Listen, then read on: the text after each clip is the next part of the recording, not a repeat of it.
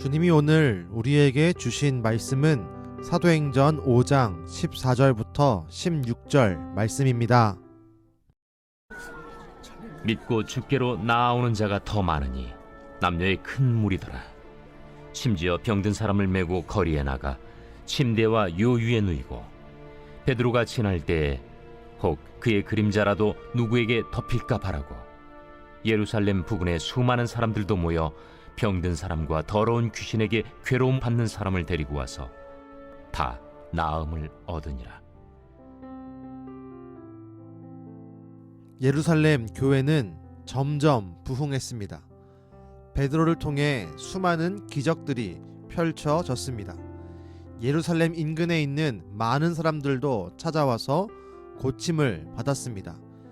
예루살렘 교회는 주님의 풍성한 생명의 권능이 충만한 교회가 되었습니다. 그 이유가 있습니다.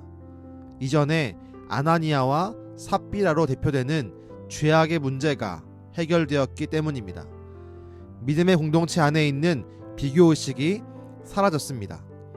하나님께서 다루신 죄의 문제를 통해 경각심을 가지고 온 교회가 깨어났습니다. 또한 그렇게 깨어난 교회가 하나가 되었고 주변으로부터 칭송받는 진정한 교회가 되었기 때문입니다. 이제 모인 사람들만을 위한 교회가 아니라 주변에서 칭송하는 세상을 향한 교회로 변했기 때문입니다. 이렇게 진정한 교회가 되어가자 하나님의 능력이 사도들을 통해 강력히 나타나게 된 것입니다. 우린 모두가 하나의 꿈을 꾸어야 합니다. 우리 교회도 예루살렘 교회처럼 부흥하는 꿈을 우리 모두가 함께 꾸어야 합니다. 그러나 그 전에 우리에게 반드시 선행되어야 할 조건이 있습니다.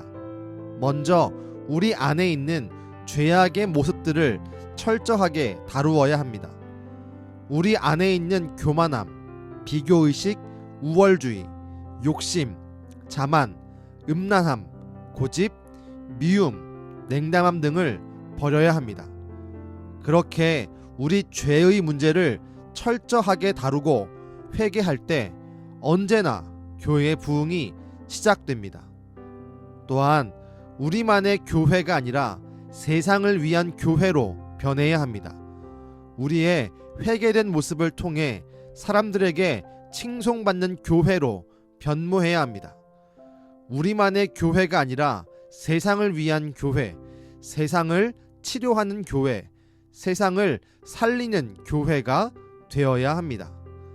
이 일이 무엇으로 가능합니까? 오직 예수님의 이름으로 이루어집니다. 오직 예수님을 통해 보여진 복음의 능력으로 이루어집니다. 우리에게 주어진 복음의 능력을 신뢰합시다. 우리를 회개의 자리로 이끌고 우리 교회를 칭송받는 교회로 만들어 가시는 복음의 능력, 우리에게 주어진 말씀을 신뢰합시다. 누군가는 말합니다. 시대가 변했습니다. 복음으로 충분하지 않습니다. 그러나 저는 믿습니다. 복음으로 충분합니다. 예수님의 이름으로 충분합니다. 우리 모두가 한 마음을 품기를 바랍니다. 복음으로 새로워집시다. 복음으로 교회를 새롭게 합시다. 바로 그때 우리가 꿈꾸는 부흥하는 교회로 우리 교회가 세워질 것입니다. 기도하겠습니다. 주님, 예루살렘 교회가 부흥하는 아름다운 모습을 우리가 말씀을 통해서 봅니다. 주여, 우리도 꿈을 꿉니다. 우리 교회도 예루살렘 교회처럼 부흥할 수 있는 교회로 세워 주시옵소서. 그 일을 위해 우리가 다시 복음을 붙들고 회개하겠습니다.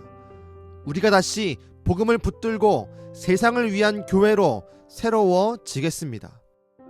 주여, 우리를 변화시켜서 우리를 통해 우리 교회가 변할 수 있게 하시고 바로 그때 예루살렘 교회에게 임했던 아름다운 부흥의 역사를 우리에게도 허락하여 주옵소서. 이렇게 될 줄로 믿으며 지금도 우리에게 부흥을 주시는 예수님의 이름으로 기도드렸습니다. 아멘.